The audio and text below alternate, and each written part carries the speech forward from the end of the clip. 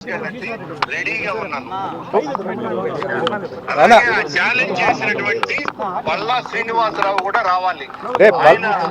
పల్లా శ్రీనివాస్ గారు కదన్నా, మీరు వస్తారు. సుధీర్ రెడ్డి మాట్లాడుతున్నా. నమస్తే సుధీర్ అన్న, బొజ్జర శ్రీకాళహస్తి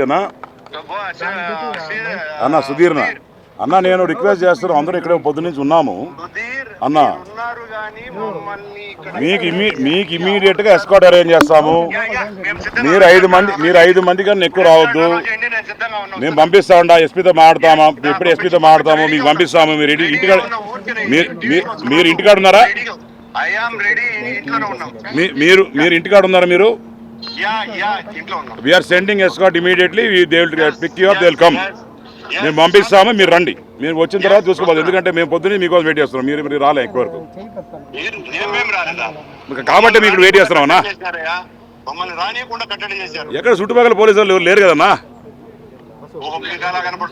మాకు అర్థమైంది. అదే పోలీసు వాళ్ళు అయితే చుట్టుపక్కల పెట్టలే. That is been information given to us అన్నా.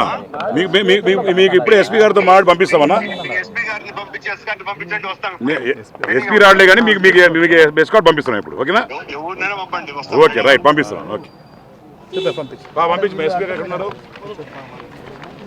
గోశాల విజిట్కి సంబంధించి ఈరోజు టీడీపీ పార్టీ నాయకులు అలాగే వైసీపీ పార్టీకి నాయకులు వచ్చి గోశాలలో చూసుకొని పోవటానికి అని చెప్పి నిన్న చెప్పడం జరిగింది.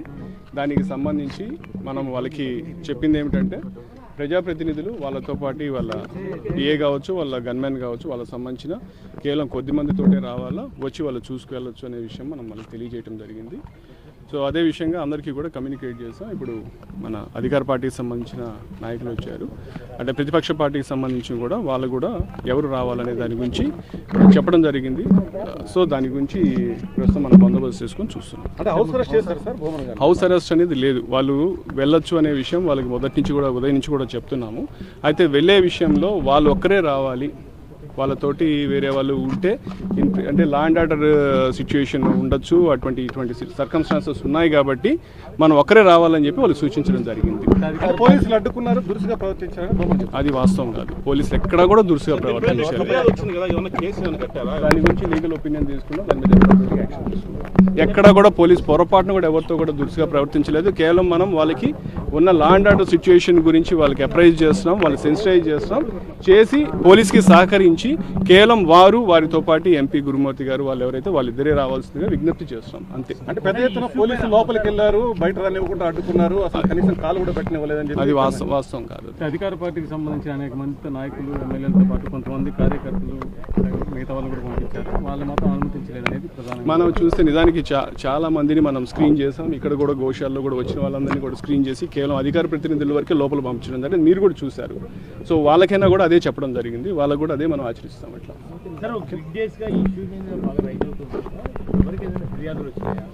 అంటే దీని మీద సంబంధించి మనకు ఒక ఫిర్యాదు వచ్చింది, దాని మీద మనం లీగల్ ఒపీనియన్ తీసుకున్నాం. దాని ప్రకారం వచ్చే ఒపీనియన్ బట్టి మనము ఫర్దర్ యాక్షన్ తీసుకున్నాం. శాంతి భద్రతల దృష్ట్యా మాత్రమే ఈ రోజు ఇన్సిడెంట్ గురించి ఇంకా మనకేం రాలేదు.